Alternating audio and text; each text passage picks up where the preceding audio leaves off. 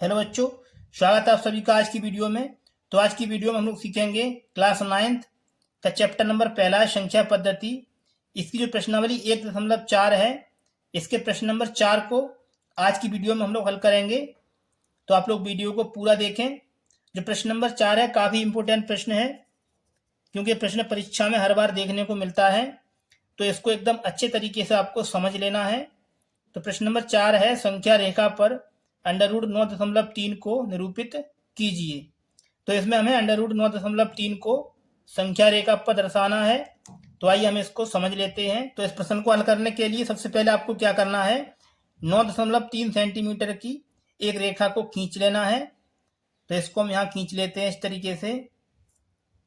ये यहाँ से 1 2 3 4 5 6 7 8 9, तो आपको 9.3 सेंटीमीटर की रेखा खींचनी है। तो यहाँ हो गया 9 और इसमें लेंगे 1 2 3, 9.3, तो ये यहाँ तक हो जाएगा। तो इन बिंदुओं को आपस में मिला देना है। तो हम इनको मिला देते हैं इस तरीके से। इसको मान लीजिए ए है और ये बिंदु बी है। ये जो रेखा है ये है 9.3 सेंटीमीटर, तो इसको यहाँ लिख देना है। ये हो गया। अब देखिए इसमें आगे क्या करना है, बिंदु बी से 1 सेंटीमीटर की रेखा और खींच लेनी है। तो आइए हम इसको भी खींच लेते हैं। इस तरीके से आपको यहाँ रखना है और बिंदु बी से 1 सेंटीमीटर की रेखा को खींचना है। तो इसको यहाँ तक और बढ़ा लेते हैं, इसको मिला देना है। तो ये हो जाएगा इस तरीके से। इसको मान लीजिए बिंदु सी है। अब देखिए इसमें अगला काम क्या करना है, ए और सी का अर्धक निकालना है। तो इसके लिए आपको क्या करना है, तो आपको बिंदु सी पर रखना है इसको इस तरीके से, और आधे से अधिक दूरी लेकर एक चाप ऊपर काट देना है इस तरीके से, ठीक है। और एक चाप इस तरीके से, एक चाप नीचे भी काट देना है। इसको बिना हिलाए ए पर रखना है इस तरीके से, और इस चाप को यहाँ से इस तरीके से एक चाप काट देना है और एक चाप नीचे की तरफ काट देना है, ठीक है। अब देखिए आगे क्या करना है, जो कटान बिंदु मिले हैं, एक ये और एक ये, तो इनको आपस में मिला देना है। इन बिंदुओं को आपस में मिला देना है इस तरीके से, ठीक है। यहाँ पर ये बिंदु है, इसको मान लीजिए ये बिंदु ओ है, तो इसको लिखेंगे ये हो गया ओ, ठीक है। अब देखिए आपको अगला काम क्या करना है, इसमें बिंदु ओ है, इस प्रकार की नोक को ओ पर रखना है यहाँ पर इस तरीके से, ठीक है। ओ से ए तक की दूरी को माप लेना है, बिल्कुल इस तरीके से ओ से ए तक की दूरी को माप लेना है, और ओ से सी तक की दूरी को भी माप लेना है। और यहाँ से बिंदु ओ से इस तरीके से ए से होता हुआ एक आपको अर्धवृत्त खींच देना है। इस तरीके से ये आपको एक अर्धवृत्त खींच लेना है। अब देखिए आगे आपको क्या करना है, बिंदु बी से आपको 90 डिग्री का एक कोण बनाना है। तो कोण बनाने के लिए आपको क्या करना है, इस प्रकार की नोक को बिंदु बी पर रखना है, ठीक है। और यहाँ से इस तरीके से एक चाप काट देना है, ठीक है। अब प्रकार की निप आपको यहाँ रखनी है इस तरीके से, और एक चाप इस तरीके से काट देना है। अब देखिए आगे क्या करना है, इसको बिना हिलाए आपको यहाँ रखना है प्रकार की निप को, और इस तरीके से एक दूसरा चाप काट देना है। इस चाप को थोड़ा बड़ा काटना है, ठीक है। आगे आपको क्या करना है, इस प्रकार की निप को पुनः यहाँ पर रखकर इस तरीके से एक चाप ऊपर की तरफ काट देना है। ये जो कटान पॉइंट मिला है इसको बी से मिला देना है।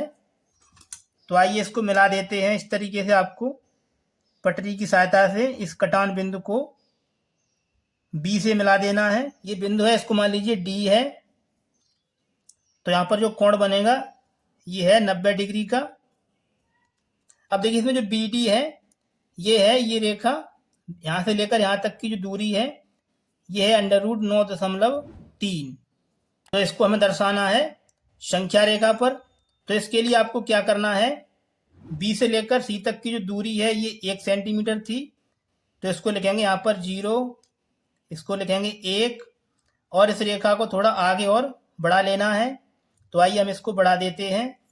यहाँ पर हो जाएगा 2 3 4 5 और 6, इन बिंदुओं को आपस में मिला देना है। ठीक है, यहाँ पर ये 2, ये बिंदु 3, 4, ये 5 और ये 6। ठीक है, इतना हो गया। अब देखिए, इसको संख्या रेखा पर दर्शाने के लिए आपको क्या करना है, प्रकार की सहायता से बी और डी को माप लेना है इस तरीके से। ठीक है, इसको नापने के बाद में आपको बिंदु बी से इस तरीके से इस रेखा पर एक चाप काट देना है। ठीक है, यहाँ पर ये कट रहा है, तो यहाँ पर जो कटान बिंदु है इसको मान लीजिए बिंदु ई है। ठीक है, और यहाँ पर ये बिंदु है, ये हो जाएगा आपका √9.3। तो इस तरीके से आपको √9.3 को संख्या रेखा पर निरूपित कर देना है। यहाँ पर लिख देंगे जो BE है, यहाँ लिख देंगे BE बराबर √9.3। ठीक है, जो B से लेकर E तक की दूरी है ये होगी √9.3। तो ये लिखा है √9.3।